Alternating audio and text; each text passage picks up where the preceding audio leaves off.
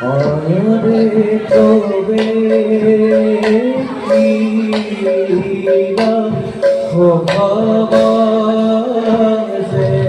বড় রোদী আদে পকি হোগে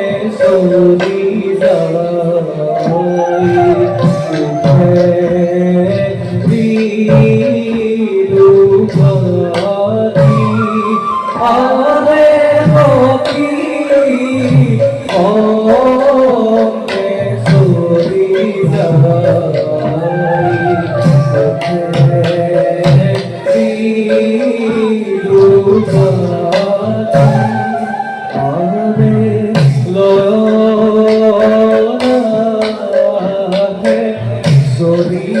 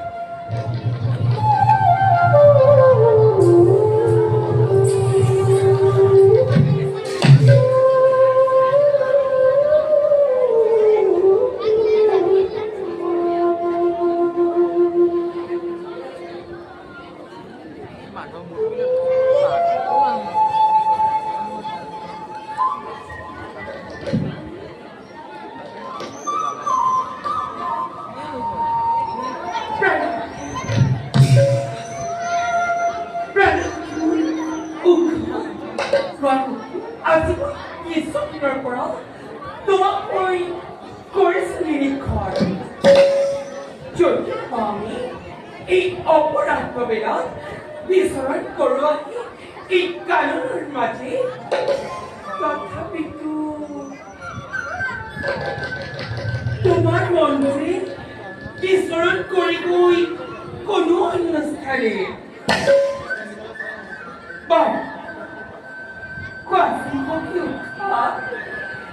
এই মন কখিলা জানি পারো তোমার কেন চাই উড়া মারি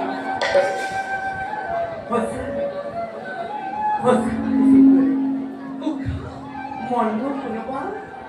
অসীন অজানা দেখো কাইভাবে চলিবা থাকো মই তোমাৰ লগত মই পক্ষে উৰা মানে কোনোবা অসীন বৰ লগত কেতিয়া আহিব বাৰু তেওঁলৈ এদিন কুকুলা ঘূৰা কেতিয়া আহিব সেইখনে আমি দুয়োখন এদিন নাৰা অন্যখিনি তুমিতো জানাই দেৱী ভৈৰৱীৰ সেইবোৰ জানো ভালদৰে জানো মই তোমাক জানো দেখাই পোৱা নাছিল অহা বহাগ মাহৰ শুক্লা জয়ন্তী তিথি যিজন পুৰুষে তোমাক শয়নত কৰি আনি কৰিব সংভোগ এইজন্য খবর তোমার স্বামী দেবতা বলি কিন্তু সেই কথা আহিব কেতিয়া আহিব নিশ্চয় আহিব তোমারই রূপ সৌন্দর্য তোমারই দেহৰ প্ৰতি সম্পদ তেওঁ তোমাৰ ৰূপত যাব যাব আহি উদ্যোগ পতংগৰ দৰে তোমাৰই ৰাতুল অন্তৰ তোমাৰই সৌন্দৰ্য তেওঁ তেওঁ মিঠা পৰখানি প্ৰাণ কৰিব আহি উঠাৰ দৰে সঁচানে সঁচানে অসুবিধা লেখা সঁচানে সঁচানে অসুবিধা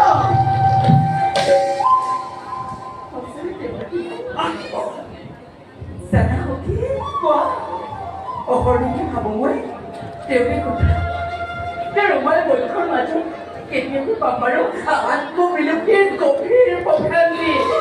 অ সখী আত্মবিলুপ্তিৰ গভীৰ প্ৰশান্তি নহবা তুমি জানা প্ৰেম আৰু যৌৱনৰ এই মিঠা মাদকতা সকলোকে দেখিছে বিধাতাই সবৰে ভাগ্যত আৰু সখী এই সকলোবোৰ তুমি এৰি দিয়া সকলোবোৰ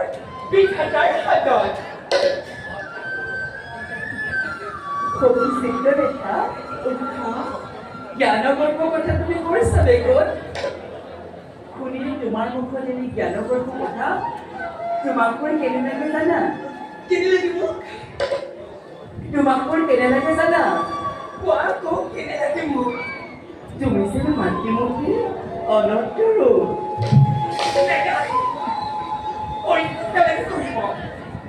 সখী এই সংগীতৰ পৰিচয়তে সীমাবদ্ধ হৈ থাকিবলগীয়া সখীৰ চিন্তালেখা সখী উৎসৱ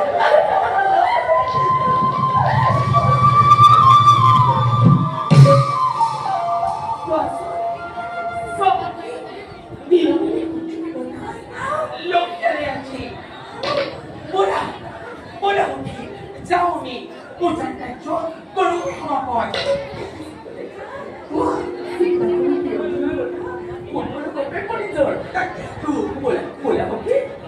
আমি না কৰে